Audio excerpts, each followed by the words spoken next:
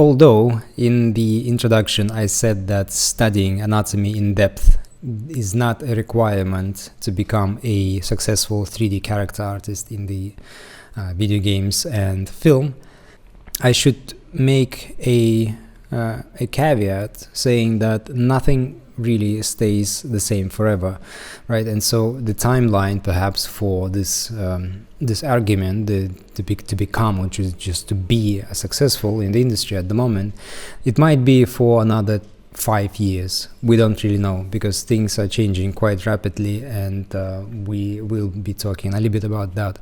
But I think still it's a good idea to go a little bit deeper into this question, and just, well, I think we need to find out where we are today and where we're going, and in order to do that, we also need to look into the past a little bit. So that's exactly what we're going to do. It's going to be briefly, and I'm going to be using a couple of cultures, primarily because those are the ones that I've been studying, and I don't want to go in outside of the scope of my knowledge. So we're going to be starting with Mesopotamia, which is ancient Iraq, and here specifically it's going to be Sumeria. So why am I even doing this in the first place, right? Why am I talking to you about things that happened more than 5,000 years ago? And I think the reason why we should talk about it is because I believe that anatomy serves a purpose, and I'm not talking about anatomy as a biological phenomena. I'm talking about anatomy as a way to execute something, as a way to express something. And I believe that anatomy always has a purpose, and we can observe this by looking and studying the examples from the past. So I have a few examples in here. Like I said, this is my ongoing research, and we'll begin with a very, very early Mesopotamian, and we're not even sure if this is Mesopotamian. I'm pretty kind of, it is, okay, let's put it this way, it is early pre-dynastic sculptures, statuettes, right? And like I said, this is more than 5,000 years ago. This was done, this was created from a piece of material, a physical material. And unfortunately I wasn't able to find any views from the back. I do have them in one of my books, and just believe me that all the muscles that you see here, all the volumes that you see here, they also are in the back. I mean, you can even see this trapezius, right, sticking out. And I promised that I wouldn't be mentioning any names of the muscles, I guess I'm still going to be doing that just a little bit, because it's kind of easier to explain. But if you look at this bump, maybe that's another way to talk about it. We can see just how much is going on here, right? I mean, this is very, very well done. There is absolutely no way to say that, no reason to say that the sculptor who made this didn't know anything about anatomy. And even though this is so ancient, right, the knowledge was already there. We don't really know what kind of knowledge, right? We don't know whether the bodies were dissected, or maybe skin removed, and those kind of things that other sculptors did, that we're going to mention a little bit later. We don't really know. My guess is that it's more about observation than it is about studying what is really taking place underneath. But it's interesting that this is the date, right, roughly circa 3300 BC. A bit later we have those kind of examples. This is done in bronze. Also very prominent musculature, right? We see all the bigger kind of shapes. I would say it's not as nuanced as we have it here, even though this is arguably a bit later in time, right? Then we have this creature, and this is not Mesopotamia. This is from Elam, which is part of modern Iran, but it's very close to Mesopotamia. It's very close to Sumer. Mesopotamia, they were the biggest influence in the in the East at that time, in the Near East at that time. The philosophy, the beliefs, the ideas, the aesthetics, they all were influenced by Shumers. They were influenced by Mesopotamia. So even though this is Elam, we can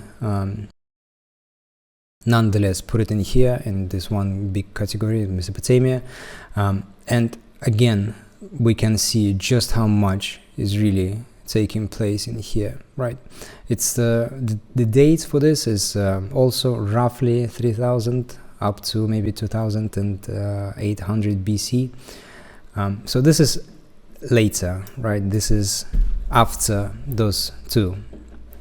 And if you Google that, if you Google Elam, ancient monster or something like this, you will find this immediately, and you will see just how many times this was recreated on DeviantArt and some other platforms with people, because people today appreciate, I mean, artists, right, concept artists, or just artists in general, I suppose, the digital ones, if they starting or if they just came across this, they can appreciate just how much went into this, right? All the musculature, all the volumes are in here. It's quite something.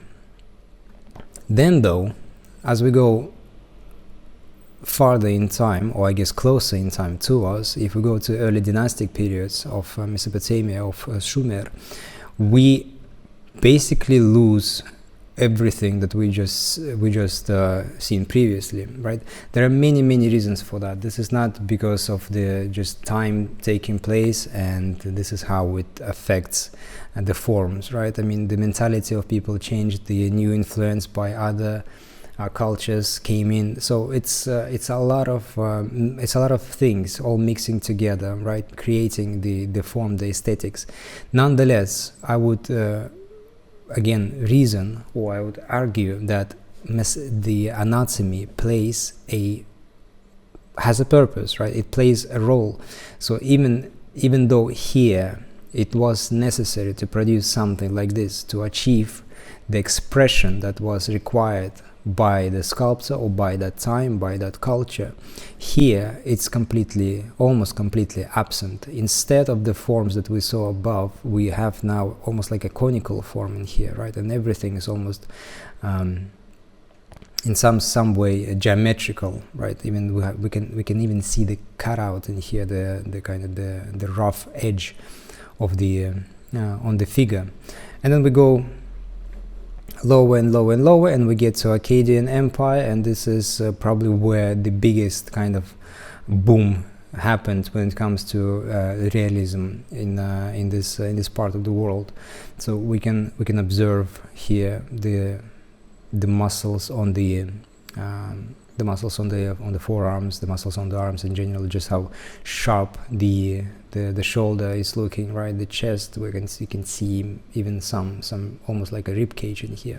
Then all of a sudden, well, it's not that all of a sudden, but if we look at what is taking place here in the old Babylonian time, and this is roughly 2000 years before Common Era,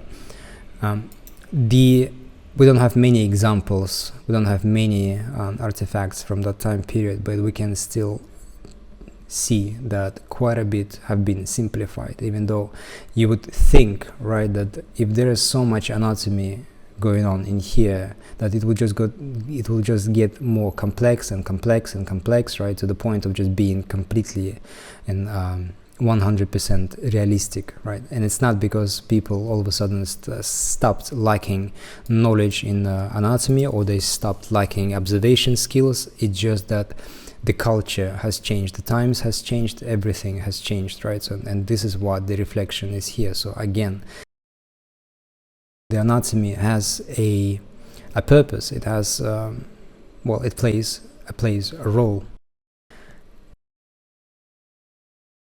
If we then move to another culture, the neighboring one, but a little bit younger, the ancient Egyptian culture, we can also do a brief observation of what was going on, what was taking place. So we'll begin with the Old Kingdom, and compared to for Mesopotamia, we can see how big of a difference really there is, right? So even though this is not to say that this example is correlating in time with the earliest works from Mesopotamia, this is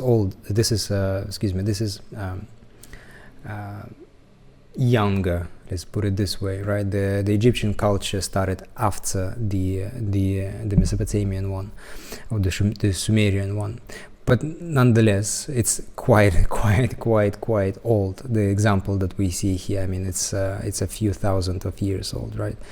But if we observe, we can see just how much detail there is when it comes to anatomy. Even though it's all simplified, not all, but in many cases it's all simplified, we can see the detail on the knees, for example, right? We can see the beautiful abdomen, the belly button. So all of those things we can observe them.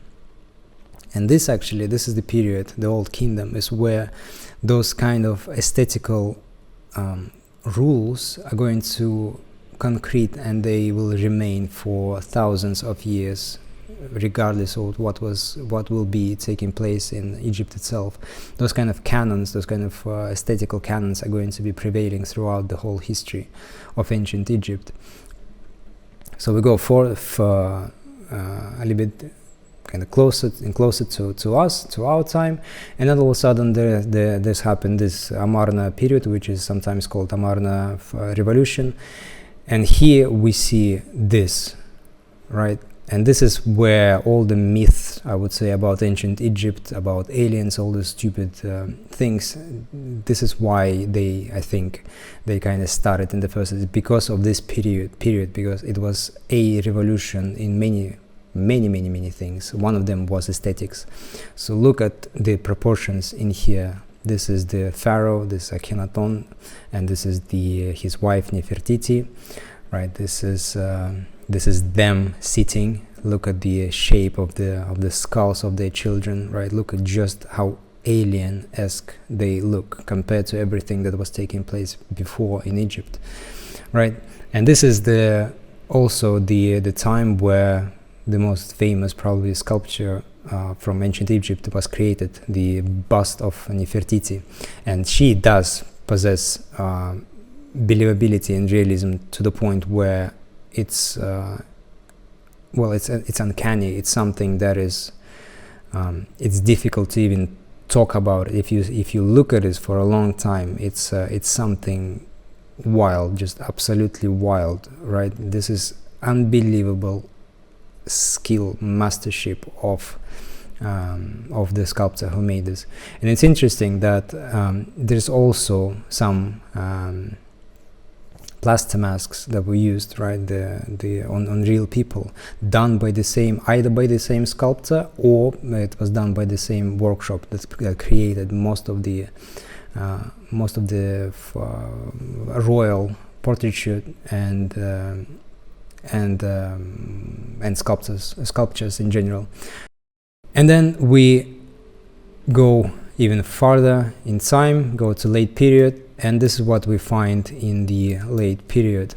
So this is first millennium BC, right? And if we look here, and then we go all the way back to the New Kingdom, to the Old Kingdom, and we look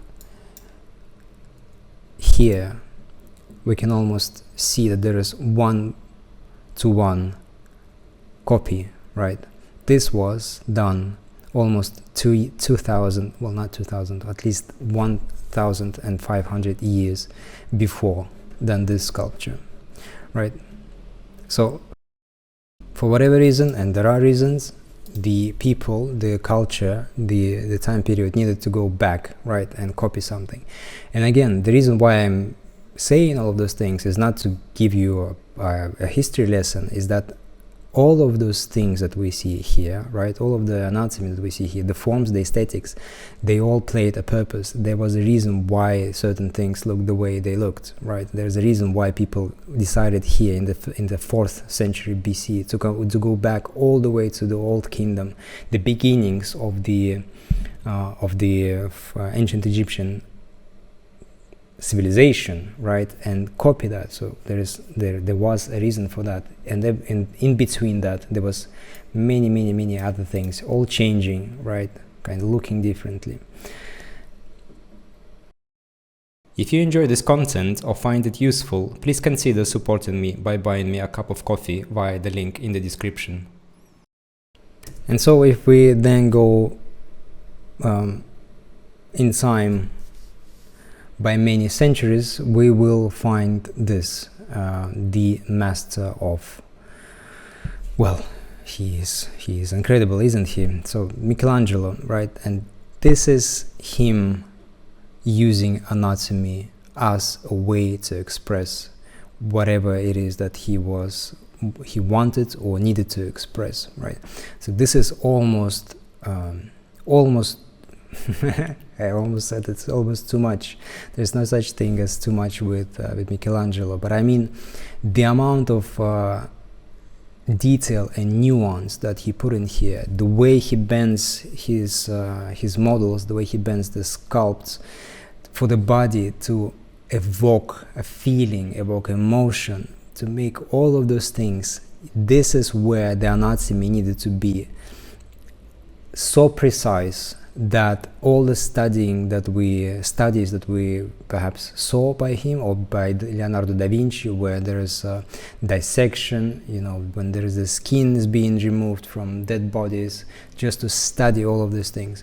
This is where anatomy, in-depth anatomy, is required, because it serves a purpose. It needed to be this way, because otherwise Michelangelo and people of Renaissance, they wouldn't be able to, well, they would be able to express themselves, but this was the way to express the visually at that time. That's why everything is the way it is here. That's why there's also going to be people mimicking Michelangelo, because it was a revolution, right? Again, so anatomy here plays a role, right? It has a particular purpose. It's not just somebody coming and deciding that they're going to be studying anatomy and then they're going to be producing beautiful, wonderful sculptures. It's the other way around. It's in order for produce something like this, you need to be able to understand the medium that you, not just the medium, but the subject matter that you're using. It's almost like a tool. So anatomy here is a tool. And so how does any of it relates to where we are now and to this class? So I would argue that today, in the year of 2024, the knowledge of anatomy that is required by a professional 3D character artist is a bare minimum. What is required is not the knowledge of anatomy, it's not the knowledge of the construction of the body, of where the muscles are being connected to, where the tissue, for what kind of tissue ends begins, right? What is the angle of rotation of the collarbones and all those things. This is not required. The purpose of anatomy today for a 3D character artist is to be able to produce something that is visually not just pleasing, but perhaps sometimes stunning. And we do have examples of that from, if you look at any almost any video game being released today, they all follow the same kind of structure, and we're going to be talking about the structure. I'm going to be kind of highlighting what is really important about the 3D characters that we see today in the industry. But like I said at the beginning, this is not going to be forever, because we need to be also paying attention to what kind of technology and what kind of tools are being introduced. And one of the biggest ones is definitely artificial intelligence. And again, we kind of need to. The reason why I talk about it is because I want to be sure that we understand where we are at the moment, so we can understand what needs to be paid attention to, right? And what kind of and where we can focus and where we shouldn't be spending our time and our resources, right? So I want to be just kind of position us in today. So the AI is definitely going to be a revolutionary tool. I doubt that in the next 5 years something in the industry will change, something drastic, right? Something that to the point of a specific tool being adapted for everybody to be used, just like, for example, ZBrush was adopted at some point, then Marvelous Designer was adopted at some point. It still took quite a bit of time for those programs to be a kind of standard in the industry, right? Even I remember in Ninja Theory, when I was working there, I at that point I had been using Marvelous for, I would say, at least 7 years, even though I've started quite early. I was early adopter of the application. But I remember that there were people coming in the company, and they didn't have the experience with Marvelous Designer, right? So even though the program was on the market for quite a bit of time, everybody knew that it was really, really, really powerful.